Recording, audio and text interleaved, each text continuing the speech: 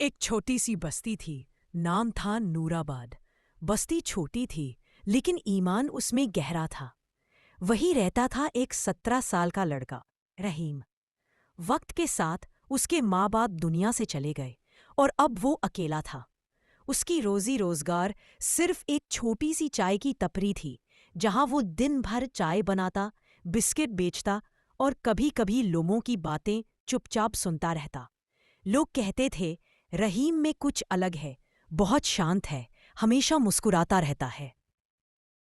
لیکن کوئی نہیں جانتا تھا کہ اس کے دل میں ایک خالی پن تھا۔ ماں کے بنا اس کا دل سونا تھا اور ہر دعا میں وہ صرف ایک چیز مانگتا تھا، یا اللہ مجھے بھی کسی کا بنا دے۔ ایک دن رحیم نے مسجد کے باہر ایک بزرگ کو دیکھا۔ وہ کافی کمزور تھے، کپڑے پرانے، ہاتھ میں ایک تھیلا جس میں بس کچھ سوکھی روٹیاں تھیں۔ رحیم نے انہیں سلام کیا اور پوچھا، بابا چائے پئیں گے؟ بزرگ نے مسکرا کے کہا، بیٹا اگر نیت صاف ہو تو پانی بھی دعوت بن جاتا ہے۔ رحیم نے انہیں چائے پلائی اور ٹپری بند کر کے ان کے پاس بیٹھ گیا۔ اس بزرگ کا نام تھا پیر خالد۔ وہ ایک مسافر تھے، اللہ کے راستے میں نکل چکے تھے، سب کچھ چھوڑ کر۔ وہ کہتے دنیا صرف وقت کا امتحان ہے، جو سمجھ گیا اس کا سفر آسان ہو گیا۔ اس دن کے بعد رحیم روز ان سے ملتا، ان کی باتیں سنتا۔ دھیرے دھیرے اس کا دل بدلنے لگا۔ جس ٹپری پر پہلے گالیاں، چغلی اور ہنسنے کی آوازیں ہوتی تھیں، وہاں اب ذکر، دعا اور علم ہونے لگا۔ ایک شام پیر خالد نے کہا، رحیم تمہارا روح صاف ہے، لیکن اسے پہچاننے کے لیے تمہیں تزکیہ کرنا ہوگا، اپنے نفس کو صاف کرنا ہوگا۔ رحیم نے پوچھا، کیسے؟ بزرگ نے جواب دیا، صبر، صداقت اور خدمت سے۔ اگلی کچھ ہفتوں میں رحیم نے اپنی زندگی میں بڑے بدلاؤ لانے شروع کیے۔ اب وہ روز فجر کی نماز مسجد میں پڑھتا، دن بھر ایمانداری سے کام کرتا اور جو کچھ بچتا اسے کسی بھوکے کو کھلا دیتا۔ ایک دن ایک امیر آدمی اس کی ٹپری پر آیا، نواب ابراہیم۔ اس نے دیکھا کہ رحیم اپنے ایک اندھے کسٹمر کو بنا پیسہ لیے روٹی دے رہا تھا۔ نواب نے پوچھا، یہ تمہارا دھندا ہے نا، پھر بھی فری میں دے رہے ہو؟ رحیم نے جواب دیا، اگر اللہ روز دیتا ہے تو ایک روپی میں کیا بچانا؟ نواب کچھ پل چپ رہا، پھر بولا، تم میرے ہوٹل میں کام کرو گے؟ ایماندار لوگ ڈھونڈنا مشکل ہو گیا ہے۔ رحیم نے سوچا، دعا تو وہ روز کرتا تھا، یا اللہ میرے لیے راستہ کھول۔ شاید یہ جواب تھا۔ اس نے ٹپری کسی غریب کو دے دی اور ہوٹل میں نوکری شروع کی۔ ہوٹل میں پہلی دفعہ اس نے شہر کی زندگی دیکھی، پیسے، شو، نفرت، جھوٹ اور مطلب، لیکن اس نے اپنے آپ کو بدلنے نہیں دیا۔ وہی نماز، وہی سکون، وہی تسبیح۔ ایک دن ایک گیسٹ کی مہنگی گھڑی غائب ہو گئی۔ سب پر شک ہوا۔ جب CCTV دیکھا گیا تو فوٹیج ادھورا تھا، صرف ایک چہرہ کلیئرلی دکھا، رحیم کا۔ مینیجر چلایا، تم چور ہو۔ رحیم نے سر جھکا دیا، میں نہیں چور ہوں، لیکن اگر آپ چاہیں تو میں اپنا سامان چیک کروا سکتا ہوں۔ اس کا سامان چیک کیا گیا، کچھ بھی نہیں ملا، پھر بھی اسے نکال دیا گیا۔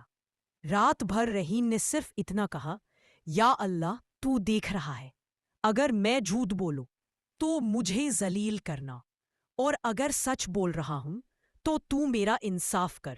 2 دن بعد اسی گیسٹ نے خود فون کیا۔ اس کی گھڑی اس کے کپڑوں کے اندر مل گئی تھی۔ اس نے معافی مانگی، لیکن ہوٹل مینجمنٹ نے رحیم کو واپس بلایا تو اس نے منع کر دیا۔ رحیم نے کہا، آپ نے مجھ پر شک کیا، لیکن اللہ نے میرا امتحان لیا، اب میں صرف اسی کے کام آنا چاہتا ہوں۔ وہ مسجد کے پاس ایک مدرسہ میں والنٹیئر بن گیا، بچوں کو قرآن پڑھاتا، ان کے لیے دودھ لاتا اور صبح شام ان کے ساتھ وقت گزارتا۔ ایک دن ایک بچہ عبداللہ اسکول سے روتا ہوا آیا۔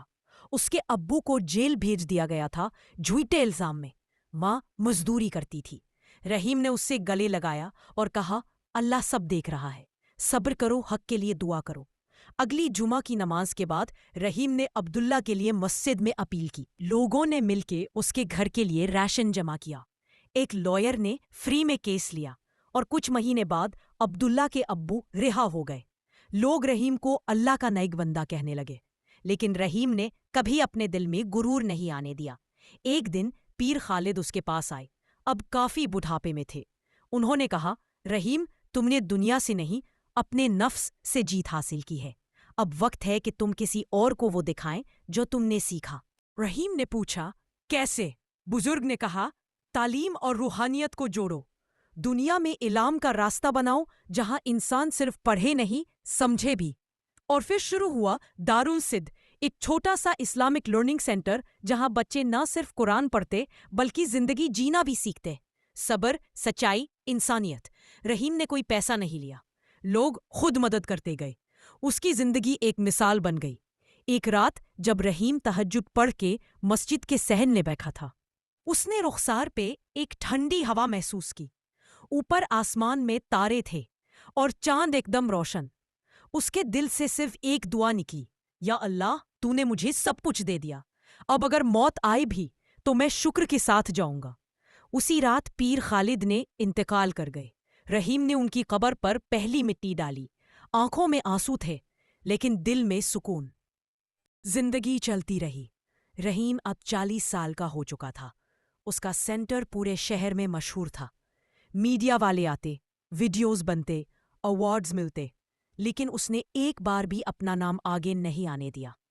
لوگ کہتے، رحیم وہ شخص ہے جو دنیا میں سب کچھ دے کے بھی خود خالی رہتا ہے، بس اللہ کے بھروسے۔ اس کی زندگی کا ایک ہی فارمولا تھا، اگر صبر کرو تو اللہ تمہارے ساتھ ہے، اگر صداقت سے جیو تو لوگوں کے دل جیت سکتے ہو، اور اگر کسی کا درد محسوس کرو تو تم انسان نہیں رحمت بن جاتے ہو۔ اور ایک دن جب وہ مغرب کی نماز کے بعد مسجد کے باہر بچوں کو قرآن سنا رہا تھا، اس کا چہرہ روشن ہو گیا۔ اس نے زمین کی طرف دیکھا، ایک ہلکا سا مسکرایا اور سکون کے ساتھ اپنی روح اللہ کے حوالے کر دی۔ لوگ کہتے ہیں جب رحیم کا جنازہ نکلا تو پورا شہر رک گیا تھا اور آسمان پہ ایک نرم بارش ہوئی۔ مورل: ایمان، صبر اور سچائی کبھی ضائع نہیں جاتے۔ رحیم کی دنیا اور آخرت دونوں بن گئی۔